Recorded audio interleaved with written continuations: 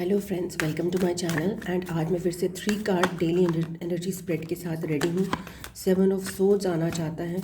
मैं थोड़ी सी इरिटेटेड महसूस कर रही हूँ and maybe that's why 7 of swords wants to come, but या अभी मैं उस कार्ड को नहीं लूँगी और मैं प्रेजेंट के लिए पहले ही कार्ड निकालना चाहूँगी। देखते हैं कौन सा कार्ड आता है आज की एनर्जीज में आप लोगों के लिए। So first card present energy के लिए एक कार्ड मैं निकालूंगी फॉर द पास्ट।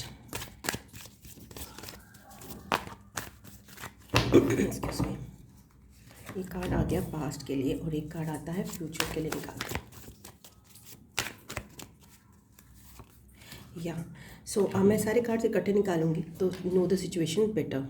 ये लव और 7 ऑफ सोर्ड्स ही आया। मैंने कहा था ना मैं 7 ऑफ सोर्ड्स आना चाहता है because I am feeling in that energy somehow. Oh my gosh, devil energy and justice, wow sweet. This is a very interesting spread. So 7 of swords जो कार्ड होता है वो कहता है बेसिकली ये एक बंदा है जो कि एक्शन ले रहा है। अब वो एक्शन जो वो ले रहा है ना वो बहुत ही डैमेजिंग एक्शन। देखिए आप उसको किधर जा रहा है, वो ये इस जगह से भाग रहा है कुछ तलवारें चुरा के।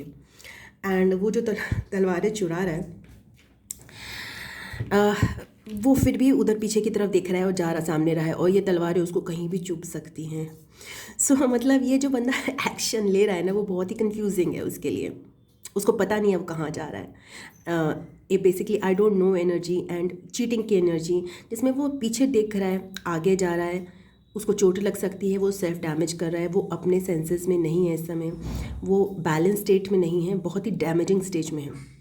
यहाँ पे 2 सोर्ड्स हैं और यहाँ पे 3 सोर्ड्स हैं। 3 सोर्ड्स जो है और यहाँ पे 2 सोर्ड्स अगेन। 2 सोर्ड्स हैं जिसको वो एक्शन में ला ही नहीं रहा है, वो काम नहीं कर रहा उन पर। और ये 5 सोर्ड्स वो लेके घूम रहा है जो कोई भी उसको चुभ सकती हैं। वो 5 सोर्ड्स जो है कॉन्फ्लिक्ट्स की हैं, दूसरों के साथ आर्ग्यूमेंट्स की हैं, दूसरों के साथ लैक ऑफ हार्मनी की हैं। तो ये सारी चीज़ें लेकर वो माइंड में ये सेल्फ डैमेजिंग थाट्स लेकर वो बढ़ रहा है। वो सोच रहा है उसने बहुत बड़ा तीर मार लिया है, बट एक्चुअली वो चीटिंग कर रहा है, वो आगे नहीं बढ़ पा रहा एंड उसका कुछ फ़ायदा नहीं हो रहा। वो कहीं एक्चुअली में काम तो कर रहा है बट ये काम जो है ना उसको कुछ सर्व नहीं कर रहा पर्पस। ठीक है, सो ये चीज़ उसकी चल रही है इस समय एट प्रेजेंट। मतलब एक पर्टिकुलर डायरेक्शन में मूव नहीं कर रहा। पास्ट में वो डेविल एनर्जी से अफेक्टेड था। दैट मीन्स पास्ट में वो बहुत सारे जो हमारे एक शैडो साइड होता है ना उससे अफेक्टेड था। कोडिपेंडेंस, दूसरों पे ज़्यादा निर्भर रहना, ईगो सेल्फ, अपने घमंड में रहना।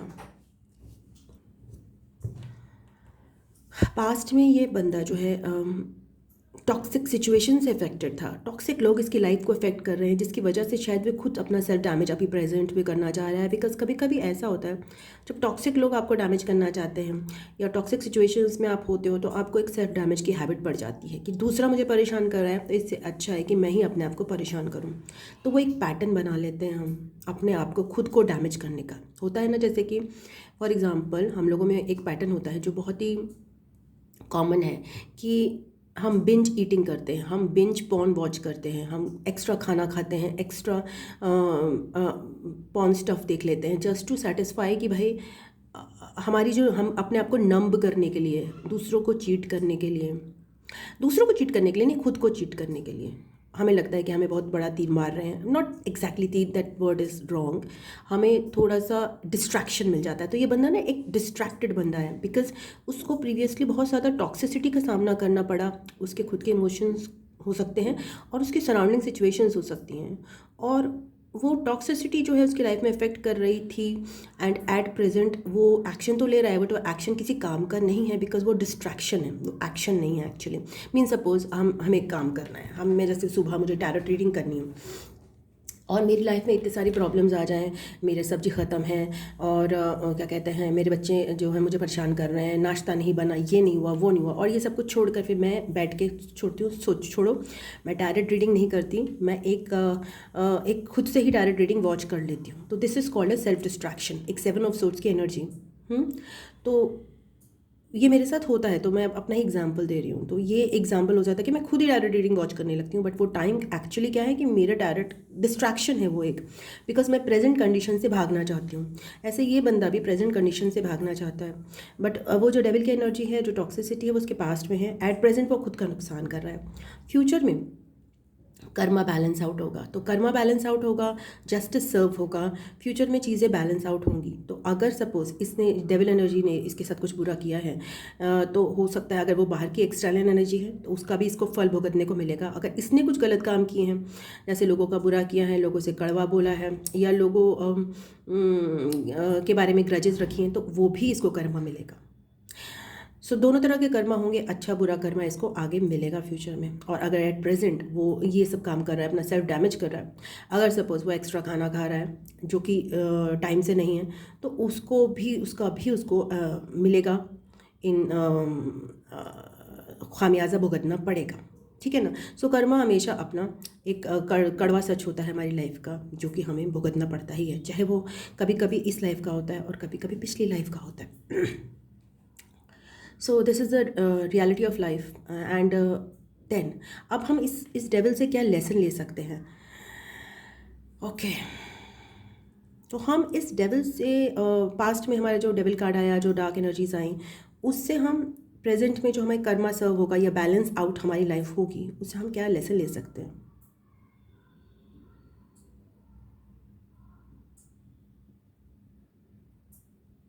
Just give me 1 second.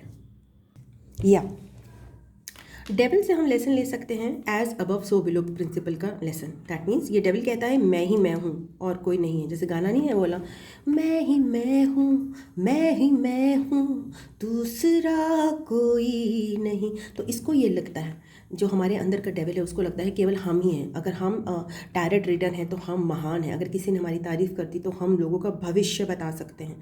तो ये हमारे अंदर घमंड आ जाता है कि मैं ही मैं हूँ, तो वो हम डेविल एनर्जी में परिवर्तित हो जाते हैं। बट आपको कर्मा ये बोलता है कि नहीं, ऐसा नहीं है।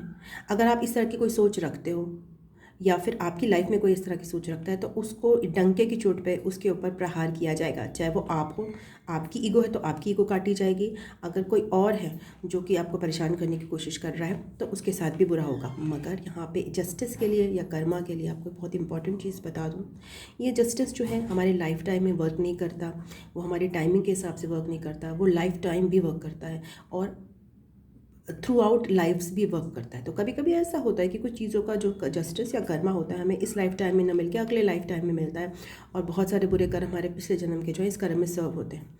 सो इसमें आपको केवल एक ही लॉजिक लगाना है कि इसका कोई लॉजिक है नहीं एक्चुअली। ये तो जो है उसको एक्सेप्ट ही करना है। That is we can't fight against this because we have no idea how the cycle is proceeding, we just have we puppets.